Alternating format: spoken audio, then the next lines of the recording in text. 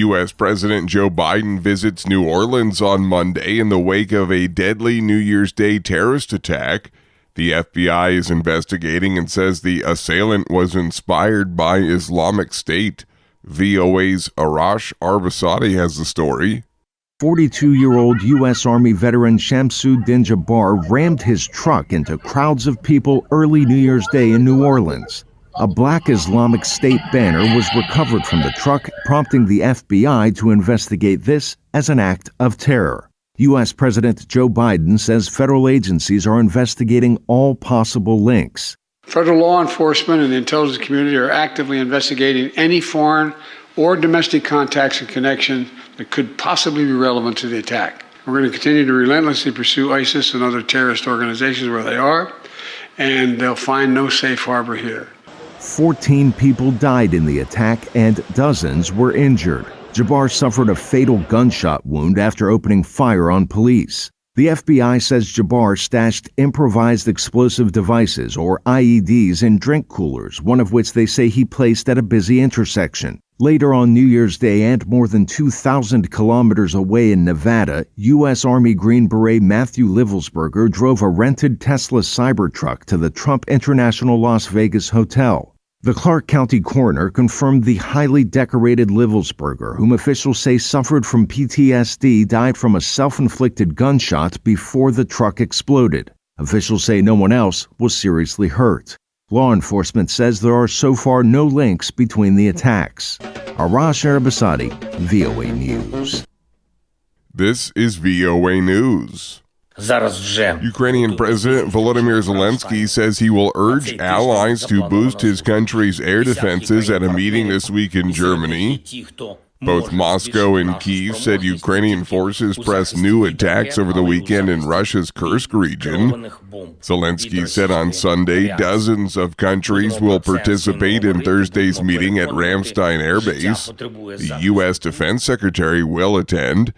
U.S. President-elect Donald Trump is preparing to take office with a vow to end the nearly 3-year-old war.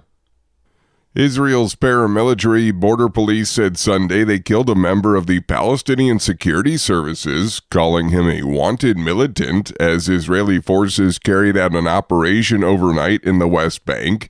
AP correspondent Julie Walker reports. Tearful Palestinians laid to rest 6 people killed in Israeli strikes in the Gaza Strip the day before, including a teenager.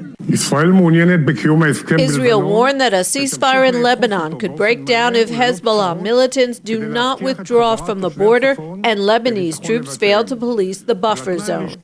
And in Beirut, protesters marked 100 days since Hezbollah leader Hassan Nasrallah's killing. I'm Julie Walker. The chief of security for South Korea's embattled president, Yoon Suk-yeol, said on Sunday he will not cooperate with efforts to arrest the impeached leader. Reuters correspondent Diane To has more. Thousands braved the rain and snow to rally in South Korea's capital, Seoul, on Sunday. Some demanded Yoon's arrest following his botched attempt at imposing martial law in Asia's 4th largest economy last month, while other protesters opposed it. In remarks that could push the political crisis towards another high-stakes confrontation, the presidential security chief said on Sunday he could not cooperate with efforts to arrest the impeached leader. Park Chung-jun cited the legal debate surrounding the warrant, saying that Yoon is still president, even though Parliament had voted to impeach him. It's up to the Constitutional Court to make a final decision on whether to remove or reinstate him. Park's comments came after a Seoul court rejected a complaint from Yoon's lawyers that the arrest warrant was illegal and invalid, the Yonhap news agency reported. His lawyers have said the anti-graft force leading his criminal probe has no authority under South Korean law to investigate any case involving insurrection accusations. Reuters correspondent Diane To.